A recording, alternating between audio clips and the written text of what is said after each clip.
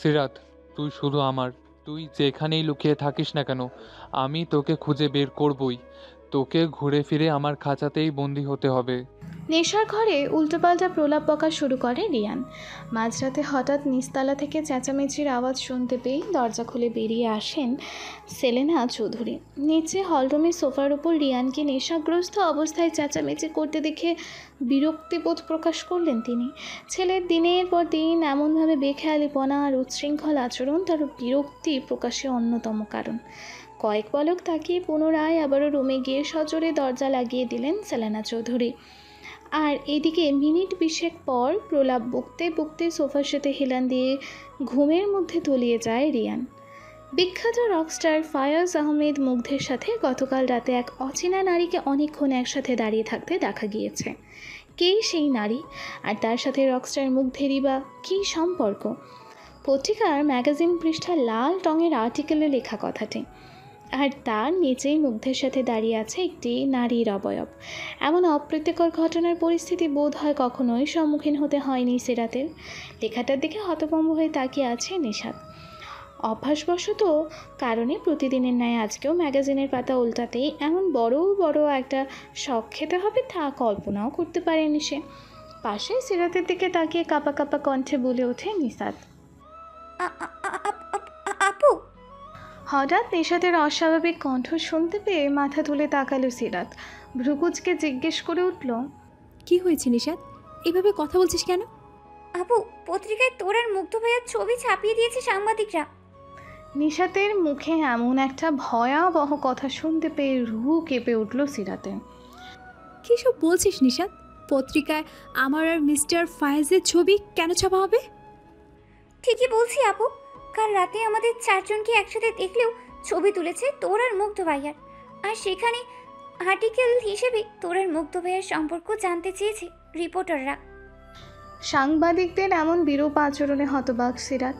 শেষ পর্যন্ত ফায়াজের সাথে তার সম্পর্ক, অথচ আজ পর্যন্ত ফায়াজকে ঠিকমতো চেনেও না সে। চেহারা বুঝে না গেলেও আমার ভয় করছে নিশাত, এই নিউজটা যদি কোনোভাবে রিয়ান ভাইয়ের কাছে পৌঁছে যায়, আর বাই এনি চান্স সে যদি এটা দেখে ফেলে, তাহলে তো আমাকে খুঁজে বের করে ফেলবে সে। আর যদি একবার আমাকে তার হাতে নাগালে পেয়ে যায়, তাহলে এর পরিণতি যে কতটা ভয়ঙ্কর হবে তা কল্পনা করতে পারবি না নিশাত। ভয়ার্থ কণ্ঠে নিশাতকে বলে উঠল সিরাত, চোখে মুখে বিরাট এক দুশ্চিন্তার ছাপ। জিম থেকে বেরিয়ে তোয়ালে গলায় জড়াতেই রুমে হুড়মুড় করে ঢুকে পড়ল ধ্রুব। ধ্রুবকে জোরে জোরে শ্বাস নিতে দেখে কপাল কুচকালো ফায়াজ। কি ব্যাপার, সকাল সকাল এমন দৌড়ে এসছিস কেন? Anything wrong? আর তোর হাতে ওটা কি? ধ্রুবের দিকে তাকিয়ে বলল ফায়াজ। কি হয়নি সেটা বল। আজকে নিউজ পেপারের ম্যাগাজিন আর্টিকেল পড়েছিস? না তো, কেন? আজকে কি স্পেশাল কিছু আছে নাকি যে আমাকে নিউজ পেপার পড়তে হবে? ফায়াজের ভাবলেশীন প্রশ্নোত্তরে আর কোনো তর্ক না করে নিউজ পেপারটা ফায়াজের দিকে এগিয়ে দেয় ধ্রুব। ফায়াজও এক প্রকার বিরক্তি নিয়ে নিউজ পেপার হাতে নিতেই মুখের রং উড়ে যায় তার। রাগে ক্ষোভে চোয়াল শক্ত হয়ে আসে তার। Oh no, damn it. Call the bastard immediately. কেবিনের চেয়ারে মুখোমুখি হয়ে বসে আছে ফায়াজ আর পত্রিকার সম্পাদক সহ বাকি 2-3 জন রিপোর্টার। ফায়াজের গম্ভীর মুখ দেখে রিপোর্টার সহ সম্পাদক কবির সাহেবও বেশ ঘাবড়ে গিয়েছে। কালকের ম্যাগাজিনের আর্টিকেল কোন রিপোর্টার করেছে? I say, who the hell did this? ফায়াজের হুঙ্কারে রীতিমতো ভয়ে চুপসে গেল সামনে থাকা লোকজন। কি হলো, চুপ করে আছেন কেন মিস্টার কবির সাহেব? আমার পারমিশন ব্যতীত আপনাদের সাহস হলো কি করে এত বড় একটা নিউজ ছাপানোর? ঘটনার সত্য মিথ্যা যাচাই না করে একটা উটকো ধারণার ভিত্তিতে আপনারা এই নিউজটা ছাপিয়ে দিলেন। How irresponsible! আপনি নিশ্চয়ই ভালো করে জানেন যে মিথ্যা নিউজ ছাপানোর জন্য আপনাকে আর আপনার রিপোর্টারদের আমি জেলের হাওয়া খাওয়াতে পারি। ফায়াজের গম্ভীর কণ্ঠে এমন ভয়ঙ্কর কথা কর্ণপাত হতেই কবির সাহেব চেয়ার ছেড়ে উঠে দাঁড়ালেন। প্লিজ স্যার, এমনটা করবেন না। আমাদের নিউজ চ্যানেল আর পত্রিকার এত বড় ক্ষতি করবেন না মুগ্ধ স্যার। আমাদের রিপোর্টারদের হয়ে আমি আপনার কাছে পার্সোনালি মাপ চাইতেছি। এমন ভুল আর সেকেন্ডবার কোনো দিনও হবে না, কিন্তু আমাদের বিরুদ্ধে কোনো মামলা দয়া করে করবেন না। কবির সাহেবের সাথে তাল মিলিয়ে বাকি রিপোর্টাররাও অনুনয়ের কণ্ঠে ফায়াজকে উদ্দেশ্য করে বলে উঠল। ফায়াজ স্থির দৃষ্টিতে তাকিয়ে কবির সাহেবকে যা বলল তাতে জাকির সাহেব সহ বাকি সব রিপোর্টাররাও বিস্মিত। আহমেদ বাড়ির সবাই গম্ভীর হয়ে বসে আছেন। সকালে নিউজ পেপারে ফায়াজের ব্যাপারে লেখা আর্টিকেল দেখে জাফর সাহেব বেশ চুপচাপ হয়ে গিয়েছেন। আহা পাপা, তুমি এমন শুরু করেছো কেন বলো তো? সাংবাদিকরা তো কত ফেক নিউজ ও পত্রিকায় ছাপিয়ে দেয়। আর যদি এমন কিছু হয় তাহলে ভাইয়া অন্তত আমাকে তো জানাতো, তাই না? তুমি শুধু শুধু চিন্তা করছো। নিশ্চয়ই কোনো একটা গরমিল আছে নিউজে। ফারিহার কথা শুনে মাথা তুলে তাকালেন জাফর সাহেব। মুগ্ধকে ফোন করো, ওকে ইমিডিয়েটলি ঢাকা ব্যাক করতে বলো। আমার জরুরি কথা আছে ওর সাথে। কথাটুকু বলেই সোফা ছেড়ে উঠে উপরের দিকে গটগট করে হাঁটা শুরু করলেন জাফর সাহেব। আর সেই দিকে তাকিয়ে ছোট্ট একটা শ্বাস ফেলে ফোনে হাত তুলল ফারিহা। সকাল থেকে নিউজ পেপারে ছাপানো নিউজ কানে যেতেই থম মেরে বসে আছে সিরাত। রিয়ানের কাছে ধরা পড়ে যাওয়ার ভয় ক্রমশ তাকে গ্রাস করছে। খাওয়া দাওয়া বন্ধ করে চুপ করে রুমের এক কোণে ফ্লোরে গুটিসুটি মেরে বসে আছে। চন্দ্রিকা গানের ক্লাস জয়েন আর নিশাদ কলেজ ক্লাস জয়েন করায় আশ্রমের রুমে চুপচাপ বসে আছে সে। সকাল গড়িয়ে দুপুর হতেই দরজায় কড়া নাড়ার শব্দ কানে পৌঁছাতেই নড়ে চড়ে উঠল সিরাত। খাটের হাতল ধরে হাতড়ে হাতড়ে দরজার কাছে গিয়ে নিচু কণ্ঠে বলে উঠল, কে কে ও পাশে? আরে পূরবী, দরজা খোল, আমি চন্দ্রিকা। চন্দ্রিকার কণ্ঠস্বর শুনে স্বস্তির নিঃশ্বাস ফেলে দরজার কড়া খুলে দিল সিরাত। বদ্ধ রুমে কোনো আলোর ছিটাফোঁটা না পেয়ে খটকা লেগে চন্দ্রিকার। সিরাতের মুখের দিকে কয়েক পলক তাকিয়ে ভ্রু কুচকে জিজ্ঞেস করে ওঠে, কি ব্যাপার পূরবী, এভাবে রুম অন্ধকার করে বসেছিলি কেন? আর এমন চুপচাপ হয়ে আছিস কি কারণে? কিছু হয়েছে? মাথা নিচু করে দাঁড়িয়ে থাকা অবস্থায় কাঁপা কাঁপা কণ্ঠে চন্দ্রিকাকে উদ্দেশ্য করে সকালের ঘটে যাওয়া ঘটনা খুলে বলে সে। সবটা শুনে চন্দ্রিকাও হতভম্ব। আচ্ছা, নিউজ পেপারটা কোথায়? নিশাদ বোধ হয় নিচে স্টোররুমে রেখে এসেছে। সিরাতের প্রশ্নোত্তর অবলম্বন করে নিচতলা স্টোর রুম থেকে পেপার নিয়ে আসে চন্দ্রিকা। রুমে এসে আর্টিকেল সম্পূর্ণ পড়তেই কপালে চিন্তার সূক্ষ্ম ভাঁজ পড়ে তার। কিন্তু এখানে তো তোর চেহারা স্পষ্ট না পূরবী। রিপোর্টারদের মত অনুযায়ী তোর কোনো নাম কিংবা পরিচয় এখানে উল্লেখ করা হয়নি। তবু এটা যাতে রিয়ানের কানে না পৌঁছে সেটাই প্রার্থনা। এখন এসব চিন্তা মাথা থেকে ঝেড়ে ফেল পূরবী। তোর জন্য একটা ভালো খবর আছে। চন্দ্রিকার কথা সিরাতের ঠিক বোধগম্য হলো না, তাই কৌতূহলবশত পুনরায় আবারও জিজ্ঞেস করল, কিসের খবর আপু? তোর চোখের দৃষ্টিশক্তি ফিরে আনার কথা পূরবী। নিজের চোখের দৃষ্টিশক্তি ফিরে আনার কথা কর্ণকুহরে পৌঁছাতেই মস্তিষ্কের অভ্যন্তর জুড়ে এক অদ্ভুত আনন্দ অনুভূতি হলো। উৎসুক হয়ে চন্দ্রিকার হাত মুঠোয় নিয়ে জিজ্ঞেস করে উঠল, সত্যি সত্যি বলছো তুমি আপু? কি বলেছে? আমার দৃষ্টিশক্তি কি সত্যি ফিরিয়ে আনা যাবে? আমি কি আবারও আগের মতো সব কিছু দেখতে পারবো? হ্যাঁ, আমি সত্যি বলছি পূরবী, তোর চোখের দৃষ্টিশক্তি ফিরিয়ে আনা সম্ভব। যদিও তোর চোখের দৃষ্টি ফিরিয়ে আনার চান্সবিলিটি 25% থাকলেও একটু চেষ্টা করলে তোর দৃষ্টি ফিরিয়ে আনা সম্ভব। মনে আছে কিছুদিন আগে তোর মেডিকেল রিপোর্ট নিয়েছিলাম? আমার ফ্রেন্ড ডক্টর রূপ আবরারের সাথে আমি কথা বলেছি। ডক্টর রূপ তোর রিপোর্ট দেখেছে। তার সিনিয়র কিছু ডক্টরের সাথে কথা বলে জেনেছে তোর চোখের অপারেশন একটু ক্রিটিক্যাল হলেও খানিকটা চেষ্টা করলে তুই আবারও সব কিছু দেখতে পারবি। চন্দ্রিকার কথা শুনে খুশিতে চোখের কার্নিশ পেয়ে অশ্রু গড়িয়ে গেলে এসে জমা হলো সিরাতের। চন্দ্রিকা কিছু বলতে যাবে তার পূর্বেই সিরাত চুপচাপ নিজের বাহুদয় দিয়ে চন্দ্রিকাকে জড়িয়ে ধরল। বিকেলের দিকে কলেজ থেকে ফিরে আসে নিশাদ। ক্লান্ত শরীর নিয়ে গুটি গুটি পায়ে দোতলায় উঠে রুমের দরজা খুলতে পেছনে ফিরে তাকায় সিরাত। কে এসেছে? আমি আপু। তুই এখনো রুমে বসে আছিস? হ্যাঁ, এমনি মাথাটা একটু ধরেছিল, তাই সকাল থেকে রুমেই ছিলাম। তুই ফ্রেশ হয়ে নে। সিরাতের কথানুযায়ী কাঁধ থেকে ব্যাগটা নামিয়ে তোয়ালে নিয়ে ফ্রেশ হওয়ার উদ্দেশ্যে পা বাড়ায় নিশাদ। গধূলির রক্তিম আভায় আকাশের প্রচ্ছদের বেশ খানিকটা অংশ লালচে বর্ণ ধারণ করেছে। সন্ধে হতে আর অল্প সময় বাকি। পাখিদের নিড়ে ফেরার সাথে সাথে মানুষের কোলাহলও অনেকটাই কমে এসেছে। ছাদের কার্নিশ ঘেঁষে আকাশের দিকে একমনে তাকিয়ে দাঁড়িয়ে আছে ফায়াজ। হাতে থাকা কফির কাপে চুমুক দিতে দিতে সেটা রেলিংয়ের উপর রেখে দিল সে। মেয়েটার সাথে দ্বিতীয়বার দেখা হওয়ার পর থেকে মেয়েটার প্রতি অদ্ভুত ফিলিংস হচ্ছে। চাইলে মেয়েটার প্রতি চিন্তা ভাবনা মাথা থেকে সরাতে পারছি না, কিন্তু কেন? সিরাতের সাথে আমার কিসের সম্পর্ক? মেয়েটা তো আমাকে ঠিক মতো জানেও না। আমি তো ঠিক করে চিনি না সিরাতকে, তবু এই অনুভূতি কেন? এই অনুভূতির অভিধান কোত্থেকে পাবো আমি? ফায়াজ, পেছন থেকে ধ্রুবের কণ্ঠ শুনে পেছনে ফিরে তাকায় ফায়াজ।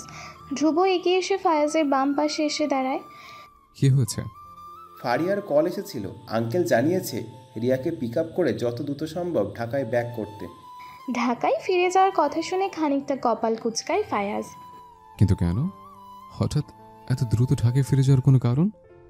আর ফারিয়া তো আমাকে জানিয়েছে রিয়ার ফ্লাইট ডিলে হয়ে আরও 3 দিন পিছিয়ে আছে, আর আমার কিছু ইম্পর্ট্যান্ট কাজ আছে। আচ্ছা, আমি বাবুর সাথে কথা বলছি। বলেই পকেট থেকে ফোন বের করলো ফায়াজ। রাতের বেলা খাটে হেলান দিয়ে বসে ফোনে স্ক্রলিং করছিল নিশাত। হঠাৎ একটা আর্টিকেলের চোখ আটকে যায় তার। পুরোটা আর্টিকেল পড়ে সামনের দিকে তাকিয়ে এক প্রকার চিল দিয়ে উঠেছে। ব্যালকনিতে গ্রিল ঘেঁষে চুপচাপ দাঁড়িয়েছিল সিরাত। কিন্তু নিশাতের হঠাৎ এমন চিৎকার শুনে চমকে উঠল সিরাত। তড়িঘড়ি করে রুমের ভেতর এসে বলল, কি ব্যাপার নিশাত, এভাবে চিল্লাচিল্লি করছিস কেন? কি হয়েছে? আরে কি হয়নি তাই বলো। আর তুমি এখানে দাঁড়িয়ে আছো কেন? এখানে এসো। মুগ্ধ ভাইয়ার একটা আর্টিকেল লাইভ টেলিকাস্ট হচ্ছে, আর সেটাও তোমার আর মুগ্ধ ভাইয়াকে নিয়েই।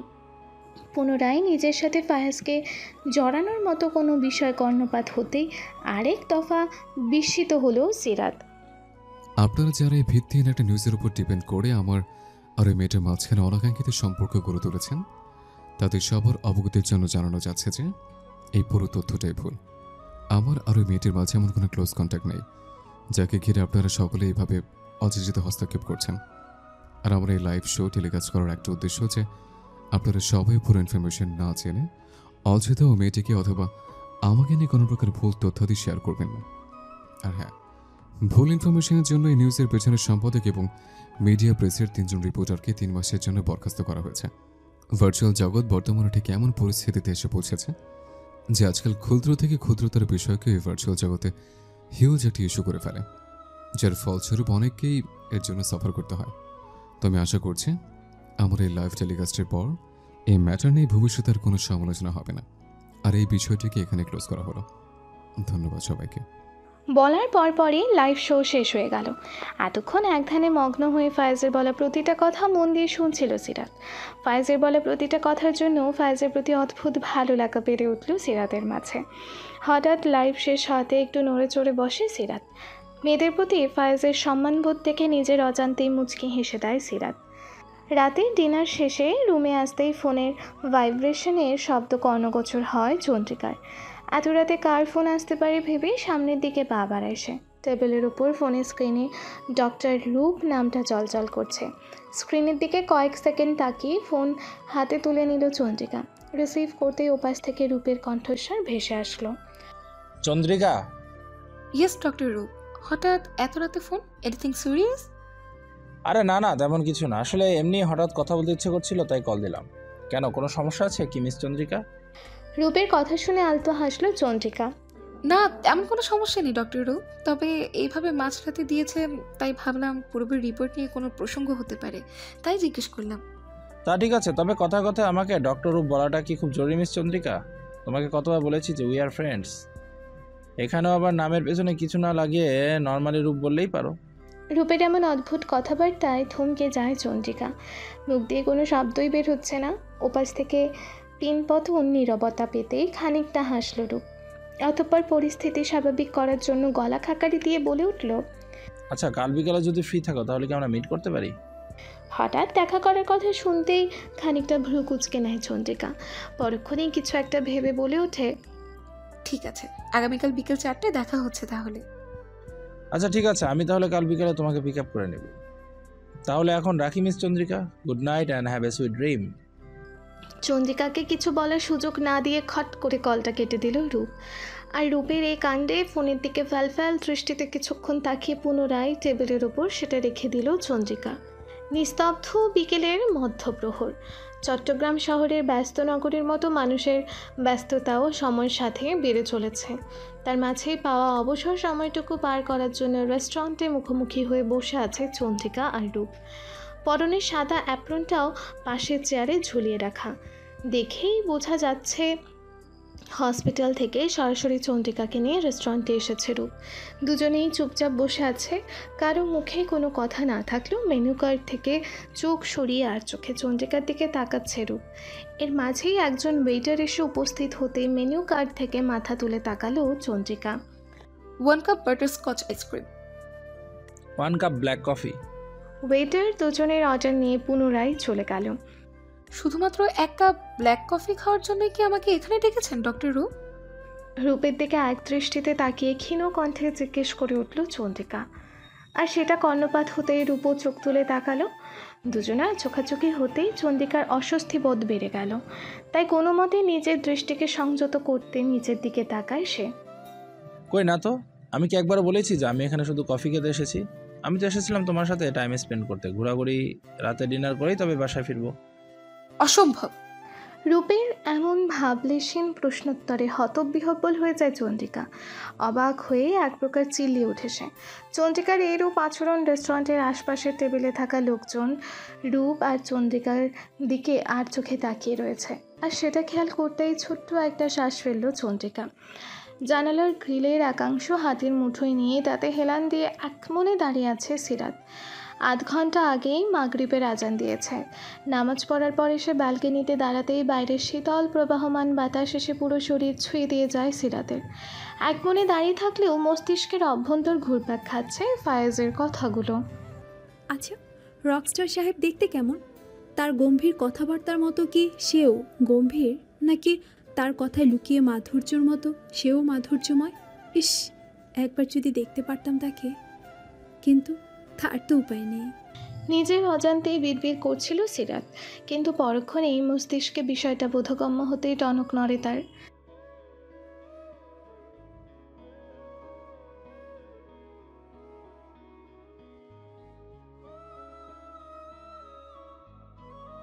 দরজায় পরপর কয়েকবার কড়া নাড়ার শব্দ পেতে চমকে ওঠে সিরাত।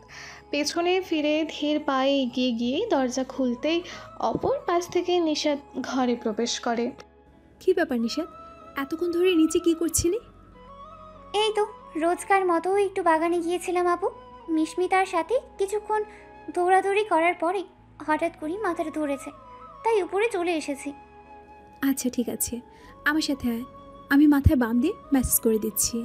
সিরাতের কথা মতো গিয়ে খাটের ওপর বসে পড়ল নিশাত। সিরাতও এগিয়ে গিয়ে নিশাতের মাথায় মেসেজ করা শুরু করলো। মাঝ থেকে কেটে যায় আরও 2 দিন। নানান ব্যস্ততায় 2 দিন কাটে সবারই। ট্রাফিক জ্যামের মতো বিব্রতিকর একটা অবস্থায় বসে আছে ফায়াজ আর ধ্রুব। সামনের রোডে পুলিশ সহ বিভিন্ন র্যাব বাহিনী বিশেষ কারণেই প্রতিটি গাড়ির লাইসেন্স সহ বিভিন্ন কাগজপত্র চেক করছে, যার ফলস্বরূপ বিরাট এক ট্রাফিক জ্যামের সৃষ্টি হয়েছে। এক পর্যায়ে বিরক্ত হয়ে ফায়াজ বলে ওঠে, ড্যাম ইট, আর কতক্ষণ ট্রাফিক জ্যামের মধ্যে বসে থাকতে হবে? আমার জাস্ট বিরক্ত লাগছে, ডিসকাস্টিং। বলেই বিড়বিড় করলো ফায়াজ। একরাশ বিরক্তি নিয়ে পাশের গ্লাস খোলার উদ্দেশ্যে হাত বাড়াতেই গ্লাসের অপর পাশ থেকে একটু দূরেই হসপিটালের দরজার বাহিরে দাঁড়িয়ে থাকা সিরাতের উপর নজর পড়ে ফায়াজের। মিস সিরাত এখানে? হসপিটালে কি করছে মিস সিরাত? হসপিটাল থেকে বেরিয়ে বাইরে বের হতেই কড়া রোদের একাংশ মুখের ওপর আছড়ে পড়ল সিরাতের। মুখের মধ্যে তীব্র তাপ অনুভব হতেই হাত দিয়ে তা প্রশমিত করার বৃথা চেষ্টা চালায় সে। বিন্দু বিন্দু ঘামে জর্জরিত চুলগুলো কপালের সাথে লেপ্টে রয়েছে। সকাল সকাল ডক্টর রূপের কথা অনুযায়ী বাদ বাকি সব রিপোর্ট নিয়ে চন্দ্রিকার সাথে হসপিটালে চলে যায় সিরাত। মেডিকেল রিপোর্টগুলো পুনরায় চেকআপ সহ সিরাতের চোখের অপারেশন চান্সেবিলিটি পরীক্ষা করার জন্যই মূলত হসপিটালে যাওয়া সিরাতের। 3-4টে টেস্ট করার পর ডক্টর রূপের সাথে দেখা করে হসপিটালের বাইরে বেরিয়ে আসে সে। 1 মিনিট সিরাত। চন্দ্রিকার কথা শুনে থমকে দাঁড়ায় সিরাত। পেছনে ফিরে জিজ্ঞেস করে ওঠে, কি হয়েছে চন্দ্রিকা আপু? আমার ফোনটা বোধহয় ডক্টর রূপের কেবিনে ফেলে এসেছি, ব্যাগের মধ্যে কোথাও দেখতে পাচ্ছি না। আচ্ছা তুই ঠিক এখানটায় দাঁড়িয়ে থাক, আমি বরং দ্রুত গিয়ে ডক্টর রূপের কেবিন থেকে আমার ফোনটা নিয়ে আসছি। বলেই উল্টো পথে আবারও হসপিটালের ভেতরের দিকে পা বাড়ালো চন্দ্রিকা। আর সিরাতও সেখানেই ঠায় দাঁড়িয়ে রইল। May I come in doctor Roop? চন্দ্রিকার গলার কণ্ঠস্বর শুনতেই ফাইল থেকে চোখ তুলে তাকালো রূপ। সদর দরজার সামনে হাঁপাতে হাঁপাতে এসে হাজির হয়েছে চন্দ্রিকা। পার্পল সিল্কের শাড়ির আঁচলের এক কোণ হাতের আঙুলে পেঁচিয়ে উৎসুক দৃষ্টিতে রূপের উত্তরের জন্য অপেক্ষা করছে সে। এদিকে রূপের কোনো হেলদোল না দেখে পুনরায় দরজায় কড়া নেড়ে বলে উঠল, may I come in doctor Roop? ভাবনার জগৎ থেকে বেরিয়ে আসে রূপ, তড়িঘড়ি করে বলে ওঠে, ইয়েস মিস চন্দ্রিকা, ভেতরে আসুন। আর তোমাকে কতবার বলেছি এক কথা, যে আমার কেবিনে প্রবেশ করার জন্য তোমার অনুমতি চাইতে হবে না। তারপরে একই কাজ কেন করো বলো তো? It's your official cabin doctor রূপ। এটা কোনো ফ্রেন্ড সার্কেলের আড্ডাখানা নয় যে নিয়মকানুন না মেনেই চলে যাবে। এখানে বাকি মানুষও যেমন নিয়ম মেনে আপনার কেবিনে প্রবেশ করে, আমি ঠিক তার ব্যতিক্রম হব না। কেবিনের ভেতরে প্রবেশ করতে করতে বলে ওঠে চন্দ্রিকা।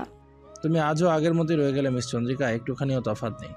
ঠোঁটগুলো কিঞ্চিত প্রসারিত করে বিড়বিড় করে বলল রূপ, আই এম সরি, অ্যাকচুয়ালি আমার ফোনটা কেবিনে ভুলবশত রেখে গিয়েছিলাম, সেটার জন্যই আবার ব্যাক করতে হলো। আশা করি আপনার বেশি একটা কাজে ডিস্টার্ব করিনি। মুখে যথেষ্ট হাসি বজায় রেখে রূপকে উদ্দেশ্য করে বলল চন্দ্রিকা। মিস সিরাত, পেছন থেকে ফায়েজের গলার আওয়াজ শুনতে পেয়ে হালকা চমকে ওঠে সিরাত। ধীরে ধীরে পেছনে ঘুরে দাঁড়ায় সে। মিস সিরাত, আপনি এখানে হসপিটালে কি করছেন? পেছন ফিরতেই পুনরায় জিজ্ঞেস করে ওঠে ফায়াজ। এই তো হসপিটালে একটু চেক আপের জন্য এসেছিলাম, আর কয়েকটা টেস্ট করারও প্রয়োজন ছিল, তাই হসপিটালে আসা। কিন্তু আপনি এখানে কি করছেন রকস্টার সাহেব? নিজের নামের বদলে রকস্টার সাহেব ডাক শুনে খানিকটা হাসলো ফায়াজ। আমি এসেছিলাম কোনো একটা কাজে। তবে একটা কথা বলুন তো মিস সিরাত, আজকাল আমাদের দেখাটা বারবার কেন যেন হয়ে যাচ্ছে, তাই না? ফায়াজের প্রশ্নে স্বল্প সময়ের জন্য বিব্রত হয় সিরাত, তবু মুখের কোণে যথেষ্ট হাসি বজায় রাখার চেষ্টা করে বলে ওঠে, হ্যাঁ, তবে সেটা বোধ হয় ইচ্ছাকৃত নয়, কেননা আপনি আর আমি দুজনই এক শহরেরই অনেকটা কাছাকাছি থাকি, যার ফলস্বরূপ না চাইলেও হুটহাট আপনার সাথে দেখা হয়ে যায়। মন্দ বলেননি। তবে এভাবে তীব্র রোদের মাঝে দাঁড়িয়ে থাকার কোনো বিশেষ কারণ? না, তেমন বিশেষ কোনো কারণ নেই, তবে চন্দ্রিকা আপু তার ফোন রূপ ভাইয়ের কেবিনে ফেলে এসেছে, তাই দাঁড়িয়ে। পুরো বাক্য পূর্ণ করার পূর্বে পেছন থেকে চন্দ্রিকার গলার আওয়াজ কানে ভেসে আসে। সিরাত, কয়েক পা সামনে এগোতেই ফায়াজকে চোখে পড়ে চন্দ্রিকার। আরে মিস্টার মুগ্ধ, আপনি এখানে? হ্যাঁ, আসলে আমি ওদিকটায় একটা কাজে এসেছিলাম, রাস্তায় মিস সিরাতের সাথে দেখা হয়ে গেল। ইচ্ছে করেই মিথ্যা কথাটা বলল ফায়াজ। মিনিট পাঁচেক আলাপচারিতার মধ্য দিয়েই সময় কেটে যায়। পর মুহূর্তে চন্দ্রিকা সিরাতকে উদ্দেশ্য করে বলে ওঠে, আচ্ছা চলুন, আপনাদের দুজনকে বাসে ড্রপ করে দিই, দুপুর হয়ে যাচ্ছে এমনিতে। না না, আপনার কষ্ট করতে হবে না, আমরা ক্যাবে করে চলে যেতে পারবো। আরে কোনো সমস্যা নেই, আমিও এদিকটায় একটা ডিল সাইন করতে যাব। তো চলুন, আপনাদের ড্রপ করে চলে যাব। ফায়াজের রিকোয়েস্টে আর না পেরে এক প্রকার বাধ্য হয়ে গিয়ে গাড়িতে বসে পড়ে সিরাত আর চন্দ্রিকা। আর ড্রাইভিং সিটে গিয়ে ফায়াজ গাড়ি স্টার্ট করার সাথে সাথেই গাড়ি চলা শুরু করে তার আপন গতিতে। এবার রিয়া বিডিতে ব্যাক করলে মুগ্ধের সাথে এঙ্গেজমেন্টটা করিয়ে ফেলি, কি বলো সাবিনা? টেবিলের ওপর হাতে থাকা ফোনটা রাখতে রাখতে বলে উঠলেন জাফর সাহেব। পাশেই চেয়ারে বসে মুখের মধ্যে আপেলের এক টুকরো পুড়েছিল সবে মাত্র ফারিহা। বাবার কথা শুনতেই মুখ আপনা আপনি বন্ধ হয়ে গেল তার। কিন্তু এঙ্গেজমেন্ট করানোর আগে একবার ফায়াজ এবং রিয়ার মতামত জানা জরুরি নয় কি? চিন্তিত কণ্ঠে বলে উঠলেন সাবিনা বেগম। আমি রিয়াজ ভাইয়ের সাথে কথা বলছি, কথা বলে যা মনে হলো রিয়া রাজি, আর রইল বাদবাকি মুগ্ধের কথা। মুগ্ধ আর রিয়া একবার চট্টগ্রাম থেকে ব্যাক করুক, তারপর না হয় ওর কাছ থেকে শোনা যাবে। আর আমি বিশ্বাস করি মুগ্ধ এঙ্গেজমেন্টের জন্য রাজি হয়ে যাবে। আমি জানি ভাইয়া রাজি হবে না এই এঙ্গেজমেন্টে। নিচের দিকে তাকিয়ে গম্ভীর কণ্ঠে বলে উঠল ফারিহা। আর ফারিহার কথা শুনে জাফর সাহেব আর সাবিনা বেগম দুজনেই কপাল কুঁচকে ফেললেন। কেন? তোমার এমন কেন মনে হলো যে মুগ্ধ এই এঙ্গেজমেন্টটা নাকচ করে দিবে ফারিহা? সরু দৃষ্টিতে তাকিয়ে জিজ্ঞেস করলেন জাফর সাহেব। কেন আবার? রিয়া আপু ভাইয়াকে নিয়ে ওভার পজিটিভনেস আর ড্রামা আমরা কিংবা ভাইয়া কারোরই পছন্দ না। আর সেখানে ভাইউর সাথে রিয়া আপুর বিয়ে ইম্পসিবল। ভাইয়া এটা কখনো একসেপ্ট করবে না, আই ড্যাম শিওর। কথা না ঘুরিয়ে ভাবলেশীনভাবে বলে দিল ফারিহা। আর সেটা কর্ণপাত হতেই জাফর সাহেব সহ সাবিনা বেগম হতভম্ব। ফারিয়া, এসব কী ধরনের ম্যানার্স?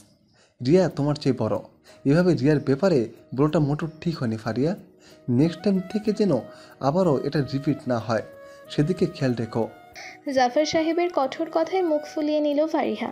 মুখে থাকা আপেলের টুকরো খাওয়া শেষ করেই চেয়ার থেকে উঠে গটগট করে বাইরের দিকে হাঁটা দিল সে। মিসেস সাবিনা কিছু বলতে গিয়েও থেমে গেলেন। রিয়াকে নিয়ে বাবা মেয়ের এমন দ্বন্দ্ব তাকে বেশ চিন্তিত করে তুলছে। সইয়ের জন্য একটা কন্ট্রাক্ট সাইন করতেই আজিজুর সাহেব পাশ থেকে ফায়াজকে উদ্দেশ্য করে বলে উঠলেন, sir, if you don't mind, আপনার কাছে একটা আবদার আছে। মাঝবয়সী ভদ্রলোকের কথা শুনে মাথা তুলে তাকালো ফায়াজ। মুখে হাসি হাসি ভাব নিয়ে বলে উঠল, জি অবশ্যই আঙ্কেল, বলুন কি বলবেন। ফায়াজের অনুমতি পেয়ে আজিজুর সাহেব তার বক্তব্য তুলে ধরতে ফায়াজের ঠোঁটের কোণে হাসি ফুটে উঠল।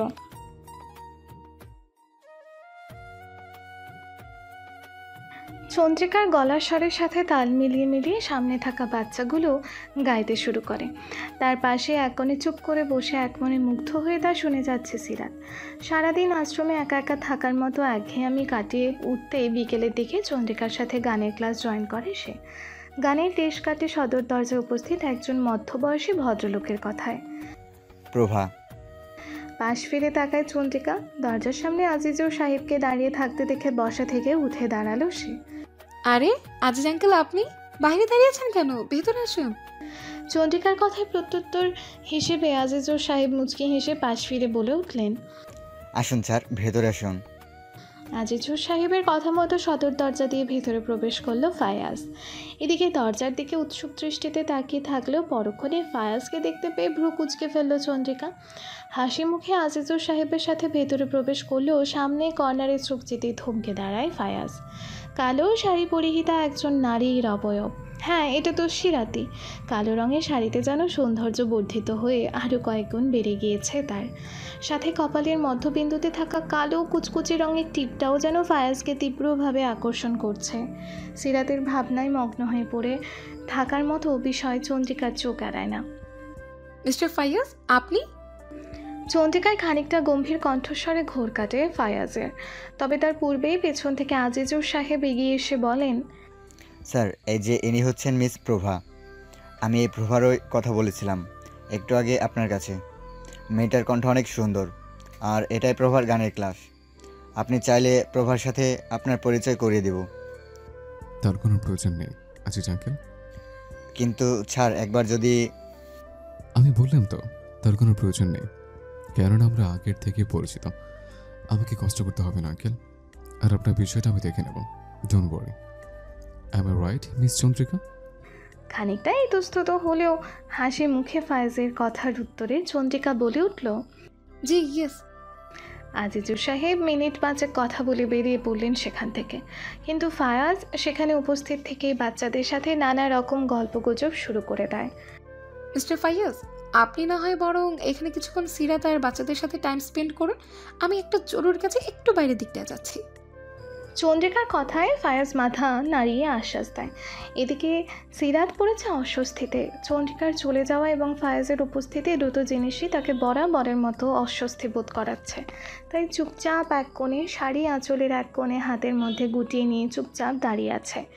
বাচ্চাদের সাথে কথা বলার এক পর্যায়ে কোনায় ভয়ে জড়সড় হয়ে দাঁড়িয়ে থাকা সিরাতের ওপর চোখ পড়তেই চুপ হয়ে যায় ফায়াজ। সিরাত আপু, তুমি ওখানে দাঁড়িয়ে আছো কেন? এখানে আমাদের সাথে এসে গল্প করো।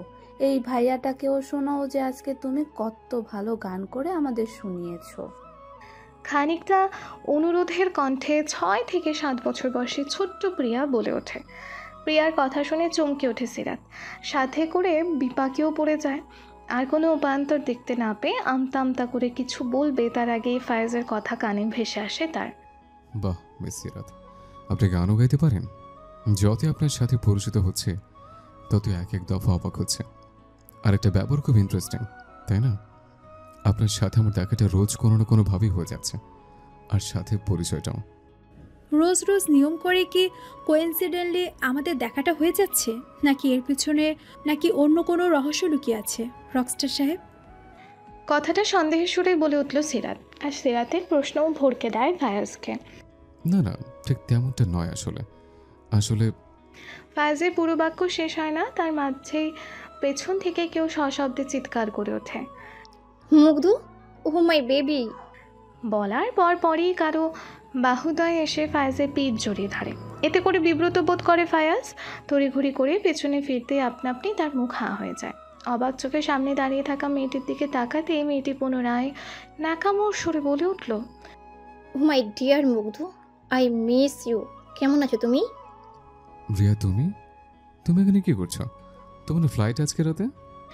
অবাক হয়ে জিজ্ঞেস করে উঠল Fayaz. It is a surprise Mugdho, you know I love surprise. আর বিদিতে ব্যাক পরে সবার ফার্স্ট আমি তোমার সাথে দেখা করে তোমাকে সারপ্রাইজ দিতে চেয়েছিলাম, তাই ইচ্ছে করেই আমি আমার ফ্ল্যাটেই ম্যাটারটা মিথ্যে বলেছি। কিন্তু তুমি এখানে কি করছো মুগ্ধ? এমন একটা লো চিপ মার্কা রুমে কি করছো? I am so tired, please অ্যাপার্টমেন্টে কি নিয়ে ব্যাক করো। আশেপাশে তাকিয়ে বিরক্তিকর কণ্ঠে বলে উঠল রিয়া। ফায়াজের দিকে হাত বাড়াতেই পাশ থেকে সিরাত বলে উঠল, আপনার এখন যাওয়া উচিত রকস্টার সাহেব। আমি না হয় বাচ্চাদের সামলে নিব, আপনি নিশ্চিন্তে যেতে পারেন। কিন্তু হুইজ সি মুগ্ধ, এই চিপ ক্লাসের আন্টি মার্কা মেয়েটার সাথে তোমার পরিচয় কী করে হলো? আর তুমি এখানেই বা কী করছিলে? এতক্ষণ চুপচাপ দাঁড়িয়ে রিয়ার কথা সহ্য করে গেলেও শেষের কথাটা কেন জানি সহ্যের সীমা অতিক্রম করে যায় ফায়াজের। Riya, what happened? তুমি না জেনে শুনে কিছু বলতে বলতে কথা বলছো, আর তুমি নিজ ইচ্ছে এখানে এসছো, কেউ তোমাকে জোর করে নিয়ে আসেনি। তো শুধু শুধু যে কাউকে অযথা ইনসাল্ট করার মতো কাজ যে আমি মোটেও পছন্দ করি না, সেটা তুমি ভালো করে জানো। ফায়াজের বলা তিক্ত কথা শুনে রিয়া ভেতরে ভেতরে রাগে ক্ষোভে ফুঁসে ওঠে। কটমট দৃষ্টিতে একবার সিরাতের দিকে তাকিয়ে বাইরের দিকে দ্রুত পায়ে হাঁটা শুরু করে, আর সেটার দিকে বিরক্তিকর দৃষ্টিতে তাকিয়ে ছোট্ট একটা শ্বাস ফেলল ফায়াজ। কিছু মনে করবে না মিস সিরাত, অ্যাকচুয়ালি রিয়ার স্বভাবটা এমনই, তাই এসব কথা বলেছে। আরে না রকস্টার সাহেব, আমি কিচ্ছু মনে করিনি। তবে আপনার বোধ হয় এখন তার সাথে ফেরা উচিত। এক প্রকার বাধ্যবাধকতার কারণে না চাইতেও ছোট্ট করে আচ্ছা বলে ক্লাস থেকে বেরিয়ে পড়ে ফায়াজ। রিয়া আর ফায়াজ বের হওয়ার কিছুক্ষণের মধ্যেই চন্দ্রিকা উপস্থিত হয় ক্লাসে। সেখানে ফায়াজকে দেখতে না পেয়ে সিরাতকে জিজ্ঞেস করলো, মিস্টার ফাইজ কি চলে গিয়েছে পূরবী? হ্যাঁ আপু, একটু আগে একটা মেয়ে এসেছিল, তার সাথে চলে গিয়েছেন সে। ও আচ্ছা, তবে কি জানিস পূরবী, একটা জিনিস কদিন ধরেই খেয়াল করছে, যে যেখানেই থাকিস না কেন ছেলেটার সাথে ইদানিং কোনো না কোনোভাবে দেখা হয়েই যাচ্ছে। চন্দ্রিকার কথা শুনে সিরাত হতবাক। তার কি বলা উচিত ঠিক বুঝতে পারছে না। কি বলতে চাইছো তুমি চন্দ্রিকা আপু? তুই জানিস পূরবী, আমি ঘুরিয়ে পেঁচিয়ে কথা বলতে পারি না, তাই সরাসরি বলছি, আই থিঙ্ক মিস্টার ফাইয়াজ কোনো না কোনোভাবে তোর প্রতি দুর্বল। এই একটা কথাই নিমেষেই সিরাতের চিন্তা ভাবনার জগৎকে প্রশমিত করে তুলল। এটা হতে পারে না আপু, তার মতো এত বড় একজন সেলিব্রিটি রকস্টার দুর্বল হবে আমার প্রতি?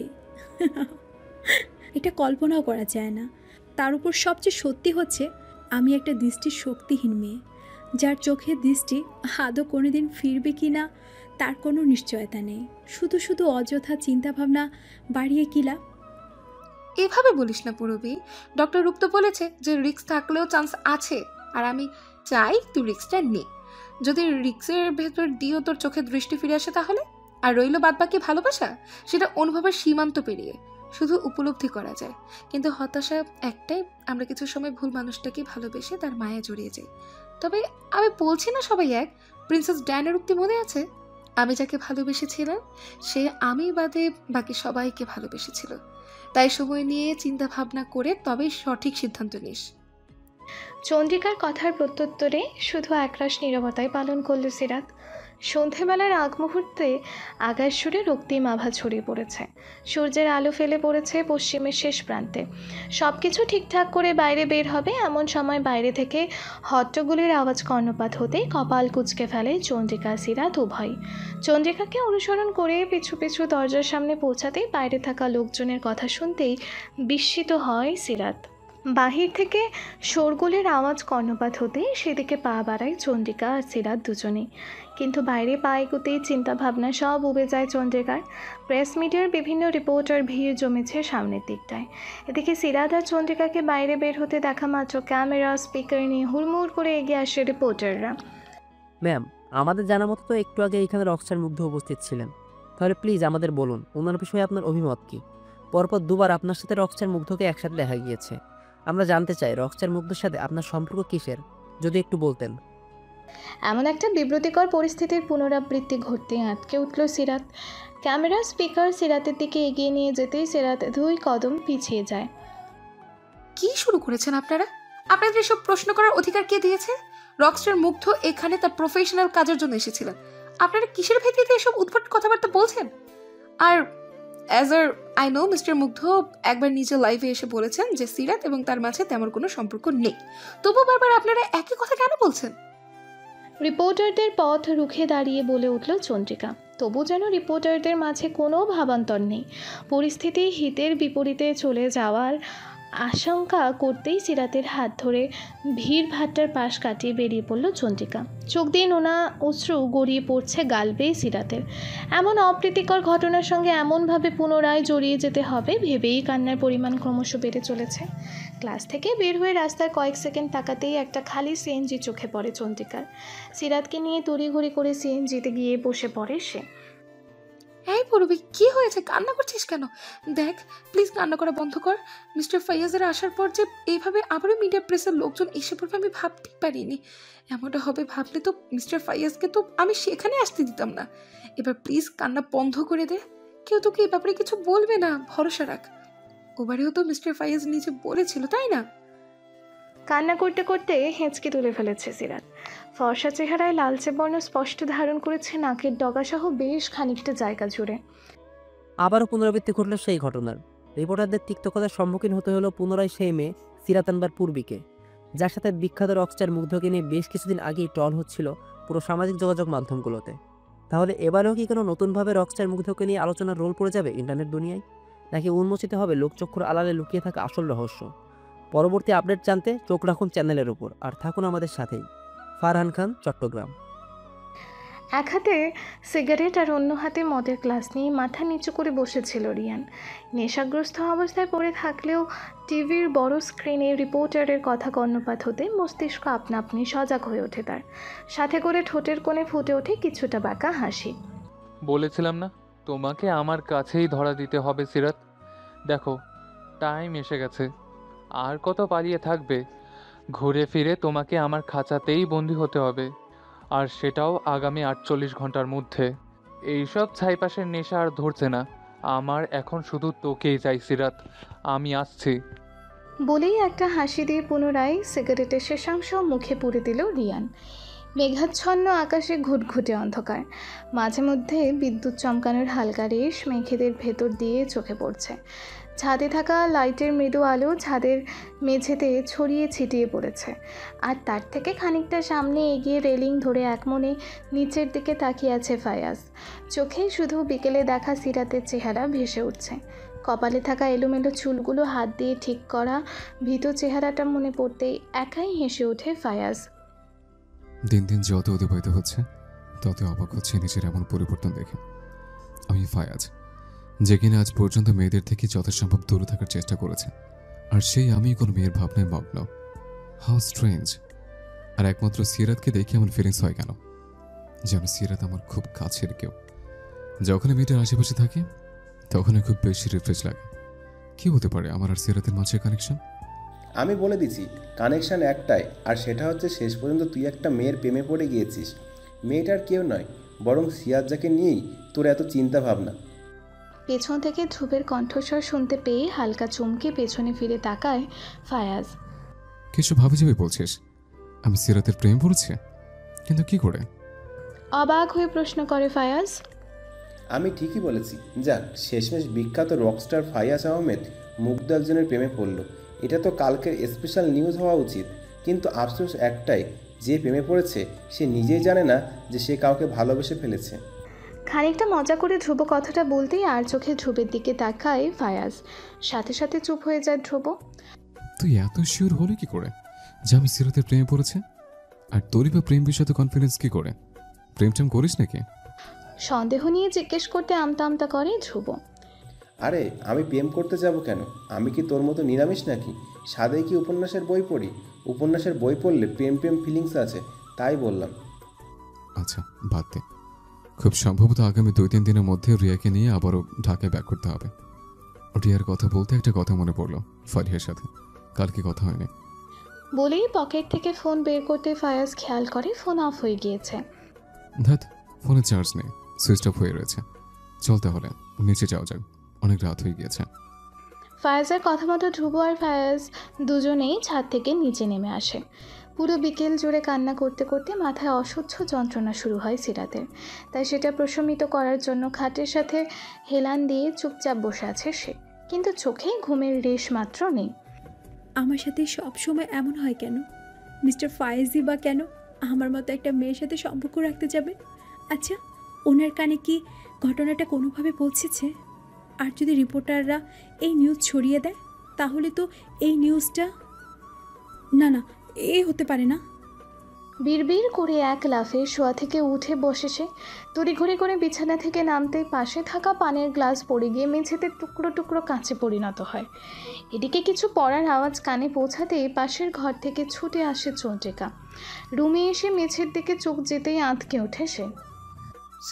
সিরাত?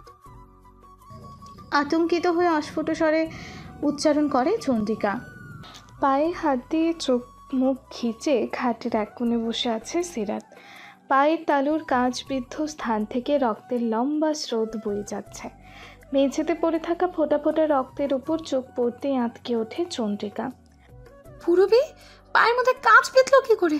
কতখানি রক্ত বের হয়ে গিয়েছে, কি করে হলো এসব? প্রলাপ বকতে বকতে সাবধানতা অবলম্বন করে সিরাতের পাশে গিয়ে বসে পড়ে চন্দ্রিকা। পায়ের তালুর মধ্যে বড় এক টুকরো কাঁচ বিঁধে আছে, যার পাশ থেকে চুইয়ে চুইয়ে রক্ত পড়ছে। 1 মিনিট, তুই এখানে চুপ করে বসে থাক। বলেই বাইরের দিকে দ্রুত পায়ে হাঁটা শুরু করে চন্দ্রিকা। মিনিট 5 পর ফার্স্ট এইড বক্স হাতে সিরাতের পাশে পুনরায় বসে তুলোর সাহায্যে রক্ত মুছে নিল। হাতের সাহায্যে কাঁপা কাঁপা হাতে কাচের টুকরোর ওপর স্পর্শ করতেই সিরাত ব্যথায় কোকিয়ে ওঠে। একটু ব্যথা হবে পূরবী, একটু ধৈর্য ধর, আমি কাজটা বের করে দিচ্ছি। বলার সাথে সাথে কাচের টুকরো ধরে টান দেয় চন্দ্রিকা। কাচের টুকরো বের হতেই স্বস্তির নিঃশ্বাস ফেলে সে। পায়ের ক্ষতস্থান পরিষ্কার করে ব্যান্ডেজ করে দেয় সে। এখানে চুপচাপ বসে থাক, কিছু প্রয়োজন হলে আমায় ডাক দিতি। এখন যদি আরো বড় কোনো দুর্ঘটনা ঘটে যেত তাহলে? হ্যাঁ, আচ্ছা, আমি কাচের টুকরোগুলো সরিয়ে পরিষ্কার করে দিচ্ছি। পরক্ষণেই নিচে মেঝেতে ছড়িয়ে ছিটিয়ে থাকা কাচের টুকরোগুলো পরিষ্কার করে এক সাইডে রেখে নিল চন্দ্রিকা। আচ্ছা, এবার বলতো আমাকে, কি নিয়ে এত টেনশন করছিস? বিকেলের পর থেকেই দেখছি তোকে আতঙ্কে থাকছিস। রিপোর্টারদের ওসব কথা টেনশন করছিস? আমি তো বললাম কিচ্ছু হবে না, চিন্তা করিস না। মিডিয়ার রিপোর্টারদের কথায় তো কিছু হয়ে যাবে না। কেননা তুই কিংবা মিস্টার ফাইয়াজ তো একে অপরকে ভালোবাসিস না, আর মিস্টার ফাইয়াজও তো এই মেটার আগেই ক্লিয়ার করে দিয়েছে না? আমি জানি আপু, মিস্টার ফায়েজ আমাকে ভালোবাসেন না। আর না, এই রিপোর্টদের তিক্ত কথায় আমি ভয় পাচ্ছি। আমি তো ভয় পাচ্ছি অন্য কোনো কারণে। কেন যেন মনে হচ্ছে এই নিউজটা যদি একবার রিয়ান ভাইয়া জেনে ফেলে, তাহলেই তো সে আমাকে ধরে ফেলবে। আর আমিও চাই না আবারও ওই মুখোশধারী মানুষগুলোর মাঝে আবারও ফিরে যেতে। আর সেটার ভয় আমাকে ক্রমশ গ্রাস করে নিচ্ছে। পরের দিন সকালে নাস্তার টেবিলে বসে সবে মাত্র পরোটার একাংশ ছিঁড়ে মুখে পুড়তে নিয়েছিল, ঠিক এমন সময় পাশের চেয়ারে বসতে বসতে রিয়া বলে ওঠে, মুগ্ধ, আমরা ঢাকা কবে ব্যাক করব? আই এম ফিলিং বোর ইয়ার। I want to go a long drive with you. পানির গ্লাসে চুমুক দিতে নিয়েছিল মাত্র ধ্রুব, কিন্তু রিয়ার কথা শুনে বিষম খেয়ে বসে সে। এতে করে রিয়ার বিরক্তিকর দৃষ্টি নিক্ষেপ করে ফায়াজ। এদিকে বিষম খাওয়ার ফলস্বরূপ কাঁচতে কাঁচতে ধ্রুবর অবস্থা বেহাল, চোখ দিয়ে পানি বের হয়ে গিয়েছে ইতোমধ্যে। আমার কিছু ইম্পর্টেন্ট কাজ আছে রিয়া, এখন আমার পক্ষে পসিবল না। আর তুমি ভালো করেই জানো আমার ওসব পছন্দ না। বলেই নাস্তার টেবিল ছেড়ে উঠে দাঁড়ায় ফায়াজ। ফোন আর জ্যাকেট হাতে নিয়ে বাইরের দিকে গটগট করে হাঁটা শুরু করে সে। বাইরে বের হয়ে গাড়ির কাছে আসতেই ফোনের রিংটন বেজে ওঠে। ফোন হাতে নিতেই খেয়াল করে স্ক্রিনের ওপর ফারু নামটা জলজল করছে। হ্যাঁ ফারু, বল। সরি রে, কাল রাতে ফোন সুইচ অফ ছিল, চার্জ না থাকার কারণে। বাসা সব ঠিকঠাক আছে? কি ঠিক আছে ভাইউ, সেটা বলো। সব কিছুই ওলটপালট হয়ে গিয়েছে। মানে কি বলছিস এসব? কি উলটপালট হয়েছে আর কি ঠিক নেই? আমাকে সোজা সাপটা ভাবি বল। পাপা তোর আর রিয়ার বিয়ে প্ল্যানিং করছে। আর সবচেয়ে বড় কথা হলো, তুই ঢাকায় ব্যাক করলে তোর সাথে রিয়ার এঙ্গেজমেন্ট পড়ানোর কথা বলেছে পাপ্পা। হোয়াট? আমার আর রিয়ার বিয়ে? How is this possible? আমি এখনই বাবার সাথে কথা বলবো। আমার মতামত ছাড়া আমার বিয়ে রিয়ার সাথে ঠিক করার প্রশ্ন আসে কি করে? আরে ভাইউ, আমার কথা তো শোন। পুরো কথা শেষ হওয়ার আগেই টুট টুট করে কল কেটে যায়। ফায়াজের রাগের মাত্রা বেড়ে চলেছে। বিশেষ করে জাফর সাহেবের এমন অপ্রীতিকর সিদ্ধান্ত তার রাগের প্রধান কারণ। রাগে মাথায় গাড়ির স্টিয়ারিংয়ে একটা ঘুষি মেরে দিল ফায়াজ। ড্যাম ইট, এখন কিছু একটা করতে হবে, নাহলে এই ম্যাটারটা নিয়ে বাবার এমন সিরিয়াসনেস ফিউচারে খুব একটা ভালো ফলাফল আসবে তা কখনোই সম্ভব না। বিড়বিড় করতে করতে গাড়ি স্টার্ট দেয় সে। সকালের আলোর প্রখরতা অনেকাংশ বেড়ে গিয়ে দুপুর গড়িয়েছে। বারান্দায় চেয়ারের উপর হেলান দিয়ে চোখ বন্ধ করে বসে আছে সিরাত। সূর্যের মৃদু আলো এসে চেহারায় আছড়ে পড়তেই নড়ে চড়ে ওঠে সে। গতকাল থেকে পায়ের ব্যথায় রুমের মধ্যেই চুপচাপ বসে থাকতে হয়েছে তাকে। আচ্ছা ঠিক আছে ডক্টর রূপ, থ্যাংক ইউ সো মাচ। আমি এখনই পূর্বের সাথে কথা বলছি। ফোনে কথা বলতে বলতে রুমে প্রবেশ করে চন্দ্রিকা। চোখে মুখে খুশির ঝিলিক ফুটে উঠেছে। কি হয়েছে চন্দ্রিকা আপু? রূপ ভাইয়া কি কিছু বলেছে আমার রিপোর্টগুলোর ব্যাপারে? উৎসুক হয়ে জিজ্ঞেস করে উঠল সিরাত। সিরাতের উৎসুকতার প্রহরের অবসান ঘটিয়ে চন্দ্রিকা হাসি হাসি মুখে বলে উঠল, হ্যাঁ পূর্বী, ডক্টর রূপ তোর রিপোর্ট নিয়েই কথা বলছিল। আর কি বলেছে জানিস? বলেছে তোর চোখের দৃষ্টিশক্তি ফিরিয়ে আনার জন্য যতটুকু ট্রিটমেন্ট করা সম্ভব তা তিনি নিজেই করবেন। অ্যান্ড তোর চোখের অপারেশনও তিনি ইমিডিয়েটলি করাবেন। তুই আবারও সব কিছু দেখতে পারবি, তোর দৃষ্টিশক্তি আবারও ফিরে আসবে। চন্দ্রিকার মুখে এমন কথা শুনে সিরাত যেন পুরো শকড হয়ে যায়। তার নিজের চোখের দৃষ্টিশক্তি আবারও ফিরে আসবে ভাবতেই যেন অদ্ভুত আনন্দ লাগছে। তবে মনে থাকা আশঙ্কার পরিমাণ যেন বিন্দু পরিমাণও কমেনি। কিন্তু আপু, যদি আমার চোখের দৃষ্টিশক্তি ফিরে না আসে? খানিকটা ভয়ার্থ কণ্ঠে বলে উঠল সিরাত। কপাল বেয়ে দুশ্চিন্তার ঘাম ঝরছে। এমন কথা বলিস না পূর্বী, ইনশাল্লাহ সব কিছু ঠিকঠাক হয়ে যাবে, তুই শুধু অপেক্ষা কর। প্রত্যুত্তরে চন্দ্রিকার প্রশ্নে শুধু ছোট করে বলে ওঠে সিরাত। কেন যেন মনে হচ্ছে সামনে কোনো একটা ঘটনা তার জীবনের মোড়কেই পাল্টে দেবে। মাঝখান দিয়ে কেটে যায় আরও একটি দিন। পায়ের ব্যথা আগের চেয়ে একটু কমাই এখন স্বাভাবিকভাবেই হাঁটাহাঁটি করতে পারছে সিরাত। কলেজ থেকে এখনও ফেরেনি নিশাত, আর না ফিরেছে চন্দ্রিকা। একা একা ঘরে বসে থাকার মতো একঘেয়েমি কাজ বোধ হয় আর নেই। এক প্রকারের বিরক্তি নিয়ে বিছানা ছেড়ে উঠে দাঁড়াতেই বাসায় মেইন দরজায় তোলা তীক্ষ্ণ খটখট শব্দ কানে আসে সিরাতের। কটা বাজে এখন? আর কে এলো? বোধ হয় নিশাত অথবা ইয়াসিন আঙ্কেল এসেছে। যাই গিয়ে খুলে দিয়ে আসি। দরজার খটখট শব্দ তীব্র থেকে তীব্রতর হচ্ছে। আসছি, অপেক্ষা করুন। হাতড়ে হাতড়ে সিঁড়ি বেয়ে নিচে নেমে দরজার দিকে এগোতে থাকে সিরাত। দরজার ছিটকিনি খুলে অপর পাশে দাঁড়িয়ে থাকা মানুষটিকে উদ্দেশ্য করে বলে ওঠে, নিশাত এসেছিস? এসেছি। তবে নিশাত না পূরবী পাখি। কোনো পুরুষালী কণ্ঠস্বর কর্ণপাত হতেই পুরো শরীর হিম করে গেল সিরাতের। নড়াচড়া করার বোধ শক্তিটুকুও নেই তার মাঝে। শুধু অস্ফুট স্বরে গুটি কয়েক শব্দ উচ্চারণ করে বলল, রিয়ান ভাইয়া আপনি?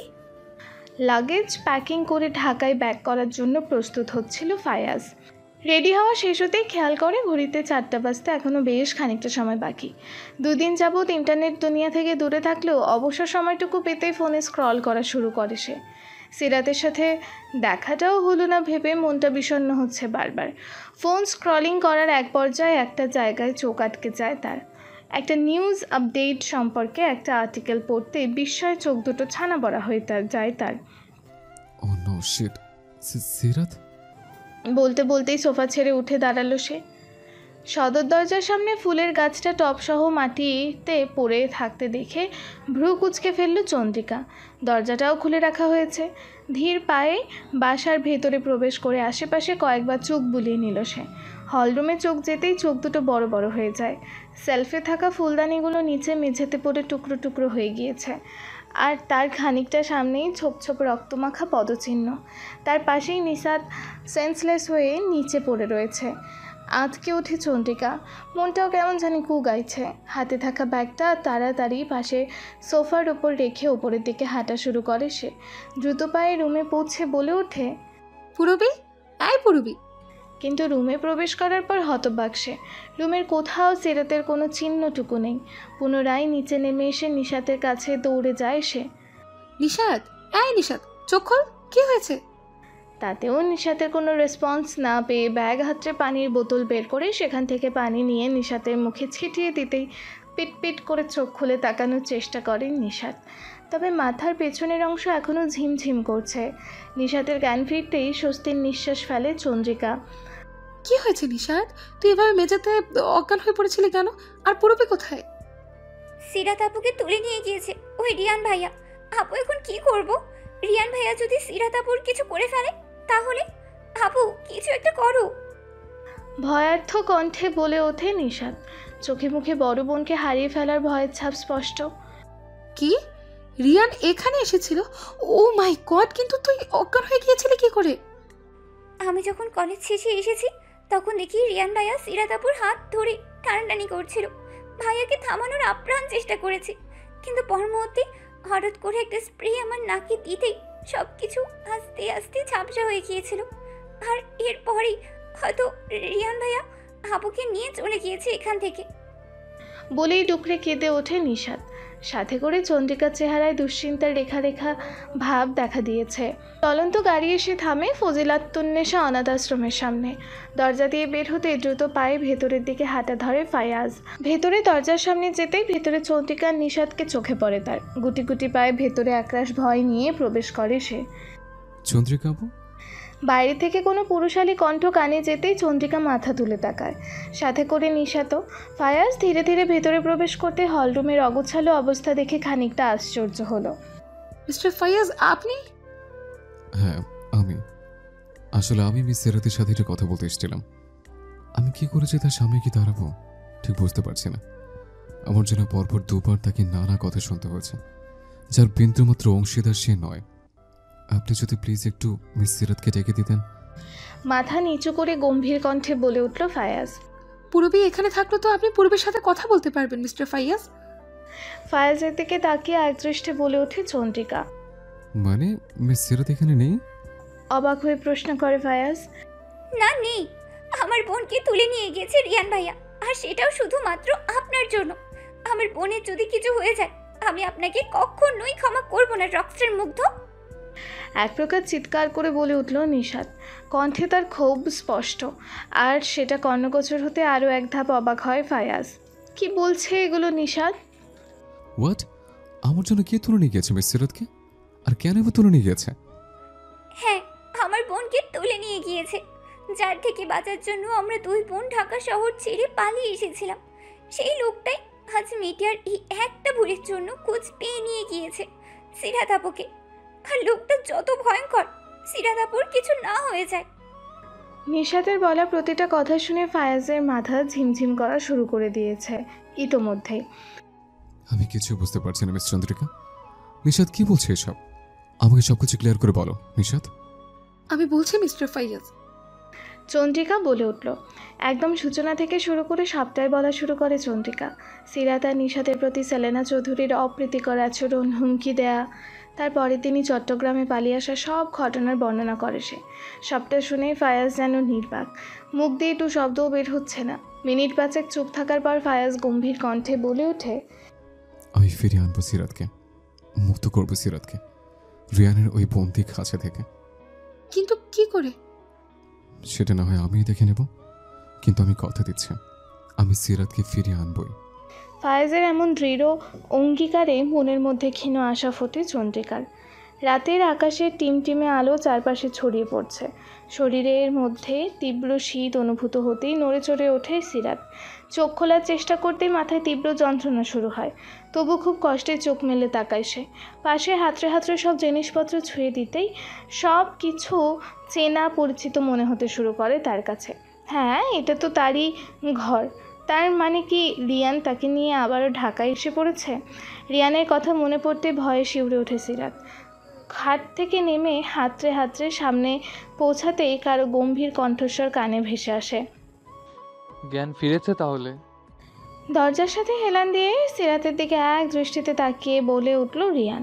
রিয়ানের এমন গম্ভীর কণ্ঠস্বর শুনে থমকে দাঁড়ায় সিরাত। ভয়ে শরীর হিম হয়ে আসছে। রিয়ান ভাইয়া আপনি? হ্যাঁ আমি। দেখতে আসলাম খাঁচার পাখি কি খাঁচায় বন্দি নাকি ফুরুত করে উড়ে গেছে। গতবার তো ছোট বোনের সাহায্যে পালিয়ে গিয়েছিলে, কিন্তু এবার কি হবে সিরাত পাখি? আমার খাঁচার থেকে পালানো এতটা সহজ না। আর দরকার পড়লে ডানা ছেটে দিতেও আমি দুবার ভাববো না, মনে রাখিস। বলেই উল্টো দিকে পা বাড়াতে নিলে পেছন থেকে সিরাত বলে ওঠে, আপনি কি চান? আমাকে কেন এখানে নিয়ে এসেছেন? আমি থাকবো না এখানে। সিরাতের জোরালো কণ্ঠ শুনতে পেয়ে পেছন ফিরে তাকায় রিয়ান। ধীর পায়ে এগিয়ে খানিকটা সিরাতের সামনে দাঁড়িয়ে শীতল কণ্ঠে বলে ওঠে, চাই তো অনেক কিছুই, যেটা তোর কল্পনারও বাইরে, আর সেটা তোকে জানতে হবে না। বেশি চালাকি করার চেষ্টা করলে যে এর ফল খুব একটা ভালো হবে না, সেটা তুই খুব ভালো করেই জানিস সিরাত। বলেই কটকট করে বাইরের দিকে চলে গেল রিয়ান। আর সিরাত অনুভূতিশূন্য ভাবলে সেন দেহ নিয়ে ধপ করে বসে পড়ল। কেন আমার সাথে সবসময় কেন এমন হয়? আমি তো চেয়েছিলাম সব কিছু যেন নতুন করে ঠিক করে নিতে, কিন্তু আমার এই নিষ্ঠুর নিয়তি আবার আমাকে ওই নরক যন্ত্রণায় ঠেলে দিল কেন? বিড়বিড় করে বলতে বলতে নিশ্চুপ কান্না জুড়ে দেয় সিরাত। চট্টগ্রাম টু ঢাকার ফ্লাইটে ভোর হওয়ার কিছুক্ষণ আগেই ঢাকা এসে পৌঁছায় ফায়াজ, ধ্রুব আর রিয়া। এয়ারপোর্ট থেকে বেরিয়ে সোজা গাড়িতে গিয়ে চুপচাপ বসে পড়ে ফায়াজ। এদিকে ধ্রুব ফায়াজের এমন নিশ্চুপতার কারণ কিছুটা আঁচ করতে পারলেও রিয়ার সামনে বিষয়টা নিয়ে তেমন একটা ঘাঁটাঘাঁটি করে না। এদিকে ফায়াজের মনে সিরাতকে হারিয়ে ফেলার ভয় আর ক্ষোভ ক্রমশ তীব্র হচ্ছে। সকালে প্রথম প্রহরে ঘুমের মধ্যে মুখশ্রীসহ পুরো শরীরে বরফ পানির স্পর্শ পেতে ধরফর করে ওঠে সিরাত। পুরো শরীর ঠান্ডায় কুপোকাত হয়ে গিয়েছে। কাঁপা কাঁপা শরীরে পাশের সোফা হাতড়ে উঠে দাঁড়ায় সে। আর তার ঠিক সামনেই খালি গ্লাসের জগ হাতে তীক্ষ্ণ দৃষ্টিতে সিরাতের দিকে তাকিয়ে আছেন সেলেনা চৌধুরী।